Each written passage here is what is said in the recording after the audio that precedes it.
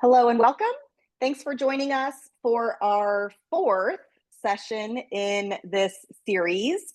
We are really excited to be hearing from Church, Hiddle, and Atrum again in this fourth session. We're thankful for all of them and their time that they have shared with us this school year. Today, we are going to be focusing on bullying and abuse reporting. Which I know is a pretty interesting hot topic to everybody. So we did have a lot of people register to join this one. So thanks again for being here. We will share out slides after the session.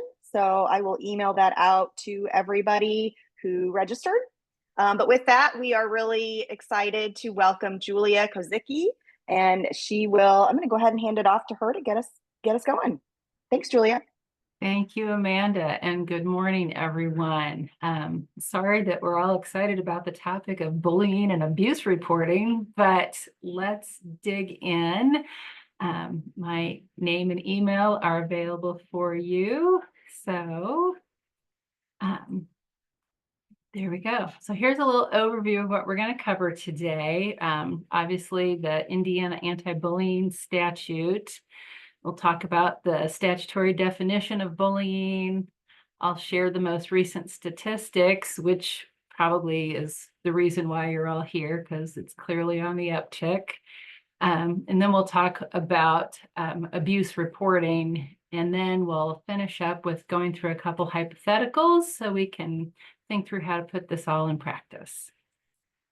All right, so we'll kick off with the anti-bullying statute. And, we've had this statute in effect, of course, active, physical contact has always been problematic under the statute. But in 2013, we adopted the anti-bullying statute, Indiana Code 20-33-8, where it defined what bullying was specifically, put our requirements out to adopt policies and discipline rules, and gave us requirements on training, both for students and for anyone with that direct ongoing contact with students. So thinking about that definition, and here's where we get into some very thick statutory language. So first of all, it is overt, unwanted, repeated acts or gestures, and that includes verbal or written communications, images transmitted, physical acts, aggression, or other behaviors with the intent to harass, ridicule, humiliate, intimidate, or harm the targeted student and create an objectively hostile school environment that, and these are ors, places the targeted student in reasonable fear of harm, has a substantially detrimental effect on their physical or mental health, has the effect of substantially interfering with academic performance, or has this effect of substantially interfering with the targeted student's ability to participate in or benefit from services, activities, privileges provided by the school. So let's break it down a little bit. First of all, overt, unwanted, repeated acts or gestures. So the statute refers to repeated, which will become relevant shortly. There is an intent in bullying. In criminal law, we talk a lot about, what is the intent of the person. And although, this is not under the criminal statute, we're still talking about, what was the intent of the individuals to harass, ridicule, humiliate, intimidate, or harm. And then we've got that definition of what is an objectively hostile school environment, and it is one of those four, and they are alternatives, it's an or, not an and. So whether the student is in fear of harm, is having the activities are having an impact on their health or their academic performance, or just substantially interfering with their ability to participate. So thinking through how all of those things come together to meet the statutory definition of bullying. Of course, the statute creates or offers some exceptions to what is included in bullying. The first, participating in a religious event,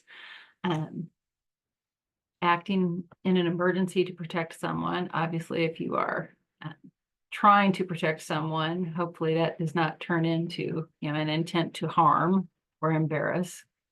Participating in activity protected under the First Amendment. Activities conducted by a nonprofit or governmental entity that provide recreation or training. You can imagine that could be junior ROTC or something else where someone might feel bullied, but in fact, they've agreed to it. And that, participating in activity at the direction of a parent. And then, activities that are in interstate or international travel, all outside of Indiana. No longer falls within the purview of the school when it is all happening outside of the state. So when the Department of Education is talking about reporting of bullying as required by the statute, they break it down into these 4 categories. And I think these, help us again get a better picture of what the definition of bullying entails. So obviously physical seems pretty self-explanatory, but hurting the person, hurting their possessions, up to including hand gestures, verbal, teasing, name calling, etc., taunting, threatening, social, relational, and I like these examples: telling other children not to be friends, intentionally excluding, embarrassing in public. And then electronic written communication. So that would be when we are using our electronic devices in a written manner. So then thinking about our statistics from the last school year, 7,700 total reported incidents across Indiana school corporations last year. Broken down by category, 2,400 physical incidents, almost 3,300 verbal incidents, and then social, relational, electronic, and some are combination. Interesting.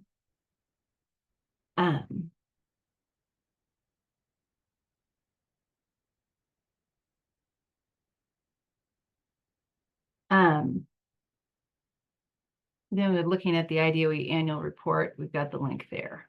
So, oh, I've somehow lost the screen. So sorry.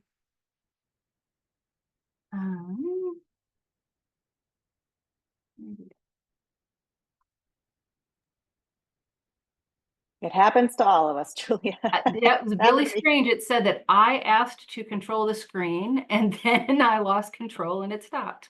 Oh. Something new and exciting. I thought I understood how Zoom worked, but no. Okay, let's try. I'm so sorry. That's okay. All right, so. And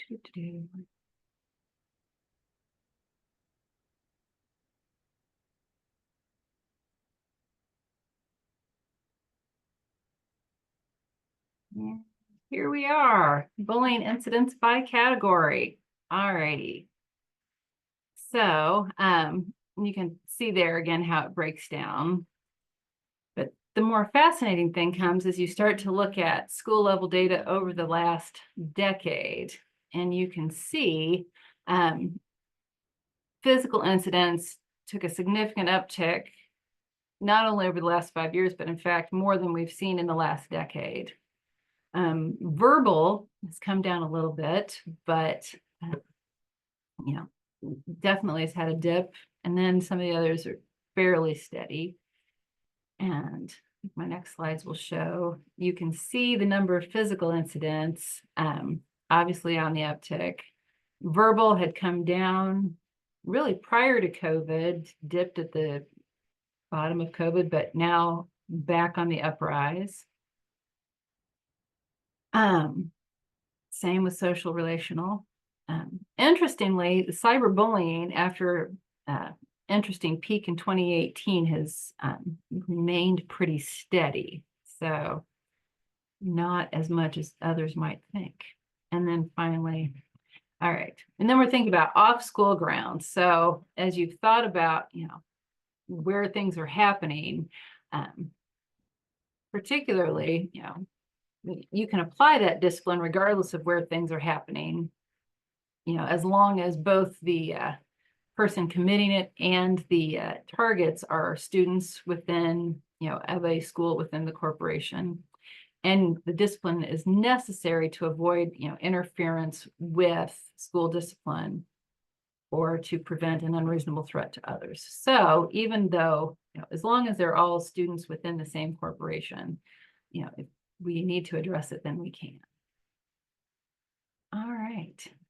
So cyberbullying, although thankfully, looks like that has been diminishing somewhat, we do have different statutory language fully defining this, and it is using data or software, either through a cell phone or a computer network.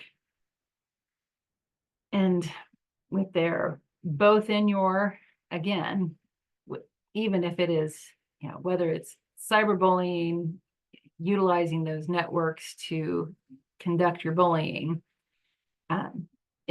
even though the bully and the target may not be on your physical premises, if they are doing things that we need to address to avoid, interference with the school activities, then it is okay to discipline them for their off-campus online behavior. So, of course, the Department of Education has come out with some additional interpretation on bullying recently. And from their website, even though, it fosters a climate of fear, it can include unwanted aggressive behavior that involves a real or perceived power imbalance. Behavior is repeated or has the potential to be repeated over time. And that's where, we reflect back on our statutory definition, which, specifically refers to repeated. But, as you are thinking about how to address it within your school, if you have something that has the potential to be repeated, IDOE is suggesting you certainly want to monitor and may need to move in to address it more promptly, depending on what it is.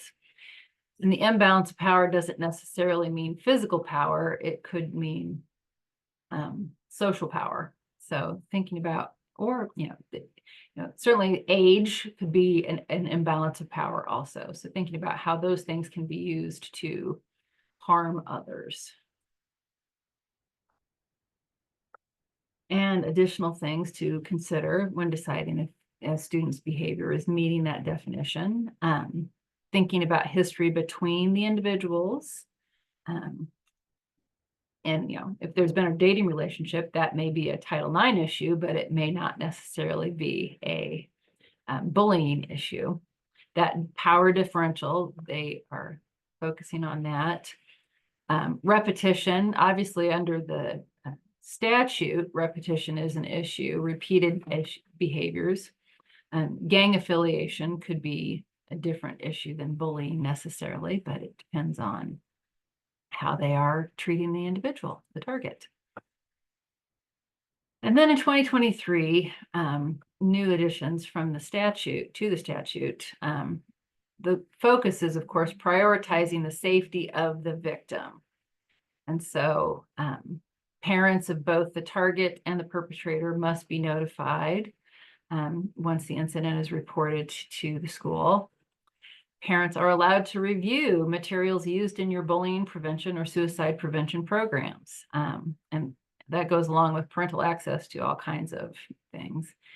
And then we may determine whether an incident warrants the transfer of the victim or the perpetrator to another school in the school corporation. So this is our sample Church, Hill, and Antrim policy, C600, talking about bullying. Corporation shall inform parents and discuss availability of counseling services. All complaints will be promptly investigated. Parents will be notified. So thinking through how we are sharing that information out. Similarly, if you are a Neola subscribing corporation, their policy also notes, parent notifications occur within an expedited manner. And administrative guidelines, telling the students you will need to contact the parents.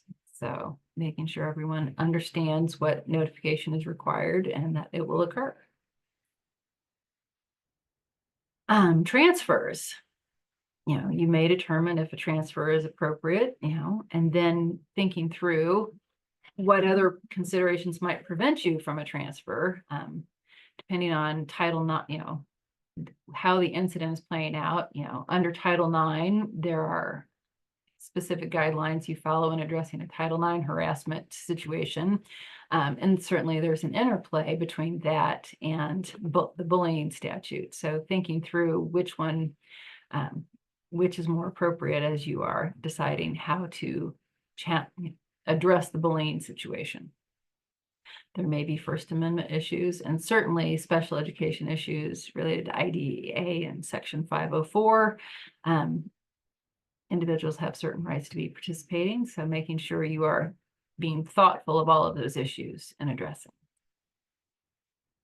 Okay, so a little practical guidance, thinking through whether or not an incident rises to the legal definition of bullying. You need to investigate and parse through and look at your definition before you are making a determination. And working with your legal counsel. It's not necessarily the school employee's role to analyze the legal definition, but if it looks like it's bullying and it feels like it's bullying, then you should be reporting it and investigating it. And that's the real issue. And working with your corporation counsel if you are unclear on whether or not it meets the definition, but you want to make sure that if a student is expressing a concern or others are expressing a concern on behalf of a student, you are taking the time to investigate and then report. So what about students with disabilities? And of course, we have the Office of Civil Rights and the Dear Colleague letter, where bullying on any basis of a student with a disability could result in a denial of a fair, appropriate public education. So you need to be very thoughtful, convening your case conference or your 504 team to determine what you might need to do with their individualized education plan and to resolve the effects of the bullying, whether that is certainly when the student with a disability is the target of the bullying, you want to make sure you are addressing things so that they continue to receive the education to which they're entitled. And with obviously in the slides, we'll have the link to the Dear Colleague letter if you have questions there. But thinking through it more specifically, bullying that child with a disability can constitute disability-based harassment. So schools need to take prompt action and address the hostile environment. So anything interfering with their ability to learn. And of course, that tracks with the Indiana statute as one of the things that can constitute bullying, interfering with their ability to participate in school services. So take those prompt steps to end bullying, prevent it from reoccurring, any remedy. Even if the bullying is not based on the disability, it is, if it is happening to a student with a disability, it can impact their access to faith. So you want to make sure those students in particular, every student deserves to be able to participate fully in their education, but taking special note for those students who have disabilities, because there are federal implications to addressing that beyond the state statute. So again, we don't discount any complaint, even if the student and or their parent makes complaints all the time. even if there's a rumor and there's no direct complaint, even if it's only online. Certainly, we don't want to be thinking kids will be kids, particularly those in protected classes, but we also don't want to change the victim's education without clear consent and choice. So making sure we are addressing the behavior and assisting the victim or the target of the bullying without impacting their education to the extent possible. So thinking about how we go through a bullying claim. One, report. So when you have knowledge of bullying, report it to your designated administrator. If a parent or another student reports it to the teacher or the staff member, again, report it to the administrator. Let the investigation begin. And there you go. Then the school administrator will start that investigation, working with school counselors, and then counselors will be providing that follow-up to support the targeted student and then educate the student with the bullying behavior on the effects of bullying and educate all of them on how to prevent bullying. And then figuring out how to resolve the situation. Obviously, if the student has an IEP or a 504 plan or other accommodations, scheduling a meeting to discuss those accommodations and further addressing the behavior. So we're about halfway through our content. And I don't know if there are questions at this point or on bullying, or we can move on to child abuse reporting. Amanda? Julia, I'm not seeing any questions in the chat, but anybody, you are more than welcome to add anything as you're hearing information. I am going to put into the chat the Indiana School Counseling Curriculum Library that we put out there in last fall. That curriculum library includes K to 12 lessons that can be used, classroom lessons with your students. And it includes classroom lessons to meet the bullying prevention instruction requirement from the state. So I will add that into the chat here in case you don't have those lessons, but need something. You don't have to necessarily use them exactly as they're written, but it's a good starting point for you, and you can customize as needed for your students. Thanks, Julia. That is great. Always good to have more resources when thinking through how to address. Awesome. All right. Well, child abuse reporting. Let's carry on. So, of course, we had a statute become effective, hardly new at this point, 8 years ago. But, of course, if you suspect child abuse or neglect, then you report it. You, as the staff person, report it to DCS. And then you tell your supervisor that you have reported it. School staff should not be waiting to talk to their administrators. They should go ahead and report and then let your administrator know. Obviously, educators have a duty to report, but any individual who has reason to believe a child is a victim of child abuse or neglect shall make a report as required by this article. So that extends far and wide. If you have reason to believe, then you need to make a report. And when to report? Immediately. So the teacher needs to report. Students, right? If you become aware. So the individual is required to make a report under this article, and the individual's capacity as a member of staff shall immediately report to DCS or local law enforcement. It can be oral or written, but must be documented. And were I the one making the report, I would certainly take my own notes and make sure that I am writing down for myself and my own safety, who I called, who I talked to, and when I did that, so that I always like an email to myself. So it is saved and time-stamped for your protection, but making sure that you are sharing that information. And then after making the report, notifying your administrator so that they are aware and can assist with any investigation that may need to happen after that. Immunity protections. So even if that report is eventually unsubstantiated, the reporter is immune from liability unless the report was made in bad faith or unless you were the accused perpetrator of the abuse. So obviously not immune if you were doing it, but and reported on yourself perhaps.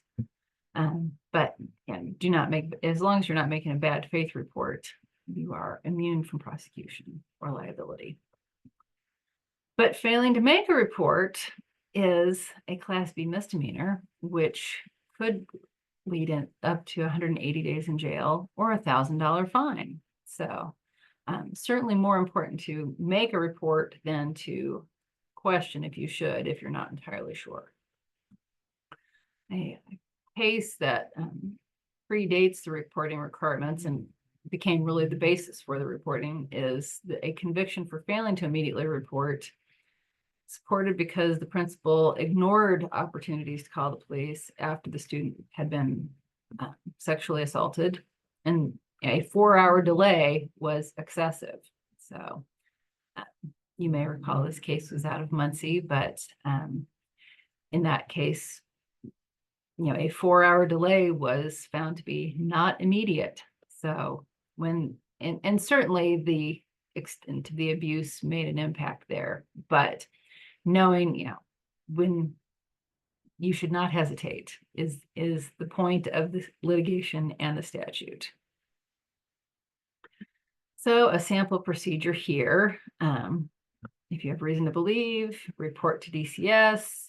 Preferably, you can make the report in the presence of your administrator or counselor, but go ahead and make the report and then notify them. Reason to believe should be interpreted broadly and liberally. Again, make the report. I think that will be the underlying message of every slide I have for the next 15 slides. Make the report. If you did not have their toll-free number, there is the toll-free number for DCS and information that you would want to share with them. To the extent you have all of that. So making sure that you provide sufficient evidence or information to DCS so that they can adequately investigate your report. And if DCS is not available, local law enforcement. And you may have that conversation with your administrator or counselor. As a counselor, you might be one helping make that decision, whether you want to simultaneously or immediately thereafter notify law enforcement. And of course, it depends on what the situation is and the potential for harm or ongoing harm to a student. But thinking through who all you want to make aware of the situation so that it can be appropriately addressed. So again, report. If you suspect it, go ahead and report it. If there are criminal implications, certainly in many instances, abuse and neglect would also be criminal. But if we're talking sexual assault and child pornography, absolutely go directly to law enforcement. Do not pass go. But thinking of, the challenge, of course, then comes, what happens if the police officer is coming to the building and what can you share with others in the building? And then thinking about your obligations under FERPA to protect the privacy of that student and other students as you are being asked about it out and about. But report and let the outside agencies investigate. Easy mistakes. Ignoring your gut. A student shares something and at first you feel like you might need to say something, but you don't. Feeling like you need to investigate it first, not your role. And of course, getting caught up in processes. Those are all easy to do, but thinking about how you can then move forward and go first to the reporting and then let the other things happen. Again, the Indiana toll-free number. because the obligation extends to anyone who has information. So worth sharing. Other things that have reporting requirements: harassment, battery, intimidation, minor alcohol consumption, controlled substance violations. You might need to report those things as well to law enforcement. Title IX, a brief note on Title IX, and with the caveat, we're not entirely sure what the Office of Civil Rights will continue to investigate, but we think they'll continue to investigate sexual harassment. So there is an obligation to report sexual harassment if you have actual knowledge, which means notice of it. It has to be reported to your corporation's Title IX coordinator or other school officials who can address it. And notice includes, you have to give the report to your Title IX coordinator. So being thoughtful about that. If you become aware of something that qualifies under, as sexual harassment or smells like sexual harassment, report it to the Title IX coordinator. If someone has reported it to you, then you need to pass it on to the Title IX coordinator and let them address it through that process.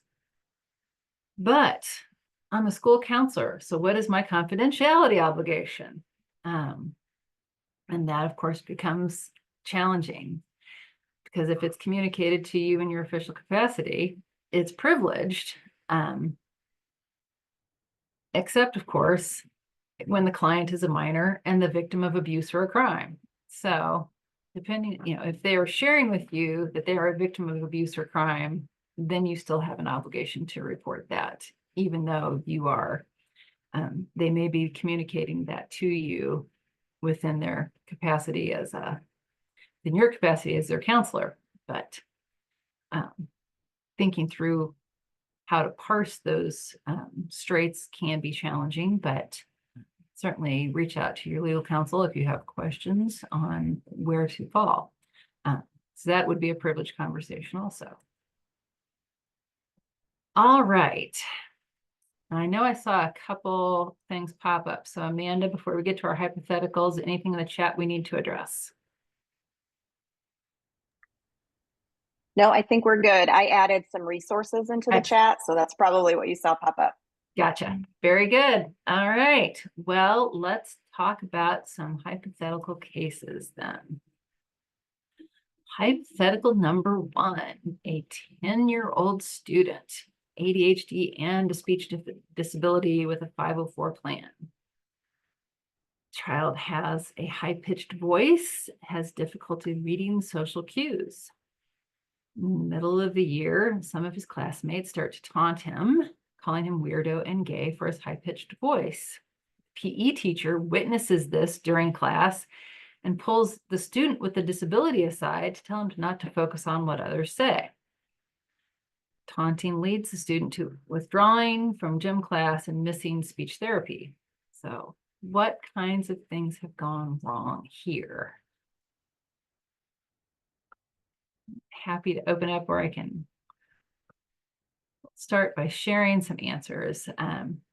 Clearly, we've got some disability-based bullying going on. Students are, pop back for a second, we talk about it. It is regularly occurring that they're taunting him, on the basis of the source of his disability, because he is speaking with a high pitch with his speech impediment. And the PE teacher, rather than just tell the kid to ignore them, should have been reporting this to the administrator. So, and taking action to stop. In the hypothetical, the PE teacher was talking to the child with a disability, but not to the people bullying the child. So, wanting to make sure we are addressing the perpetrators and not the victim. We don't want to be victim blaming. We want to be addressing it so that the student can continue to participate. All right. Our second hypothetical. Got a 12-year-old student, PTSD, receiving counseling as part of their 504. Their classmates are mocking her for being poor and living in a homeless shelter. The student begins to fall behind and is skipping counseling sessions. The teacher and the counselor report this behavior to the principal, who tells them to continue to watch the student closely. Has the school adequately addressed what's going on?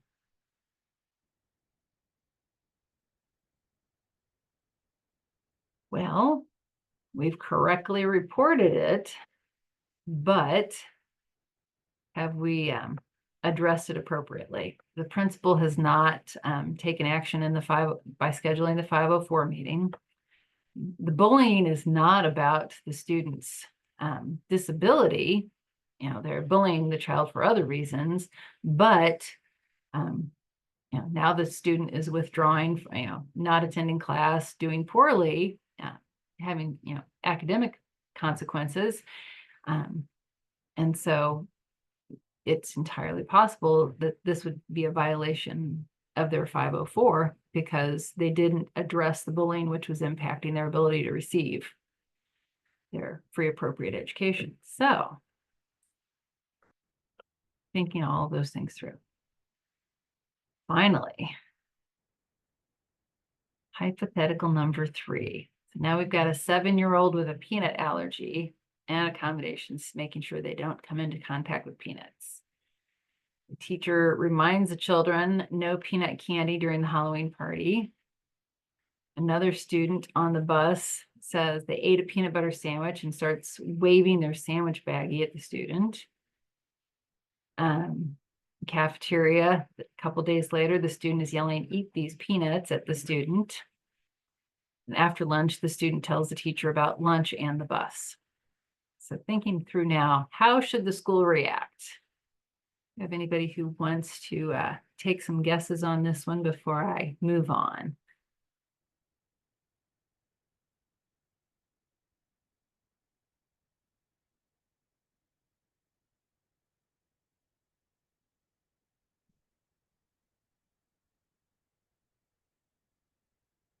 Seeing none. Oh, folks in the chat report it as bullying. Yes.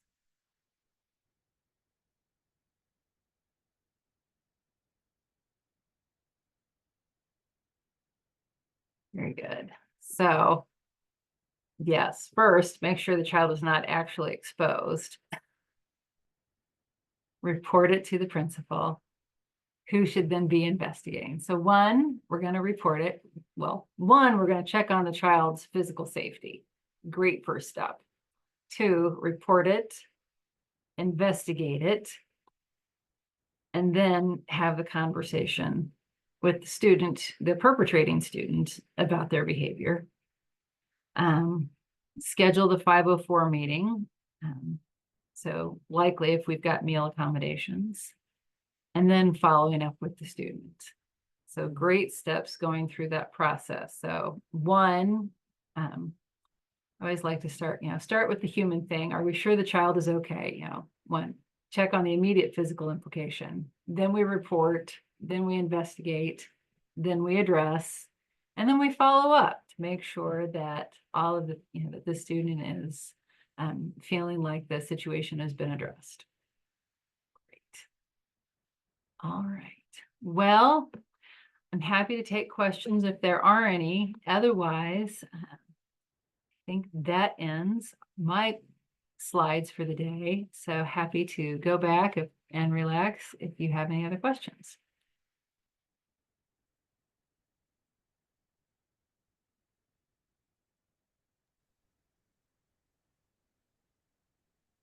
Thank you so much for your time and sharing this information with us. I'm going to kind of close us out here with the next few slides that you see on the screen. I did put in the chat a link to my slides, and I will be adding Julia's slides in a link into her slides in the next day or two. So if you want to check back and look for those. So you can see here on the screen, again, I shared this is our last session in the Counselor Connect legal series. So all of the previous sessions were recorded and are available at the link, if you click on the graphic here, it will take you to all of those recordings.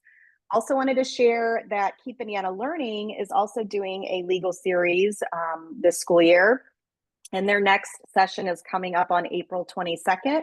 It will be around educational policy discussions and updates. So it's a legislative update. So if you would like to participate in that session, you can register by clicking on that graphic there on the right. Here is a session evaluation form. It's just a few questions long. If you want to fill this out, it will then allow you to receive a PGP certificate in your email that will come to you after the completion of that evaluation. So if you want to grab that link in the slides. And then some other upcoming events that we're hosting here over the next couple of months. Registration and information for all of these events are, you can click on that green link there on this slide and it will take you to more information. We are kicking off, I will share our new diploma webinar series that kicks off actually today, this afternoon at 1 p.m. We are going to be hearing from the Department of Education on kind of an overview of the changes.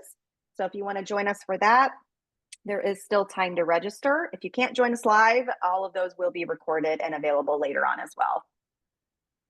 We're hosting a prepare training, which is 2 days in person in April. So you can find information at the link there.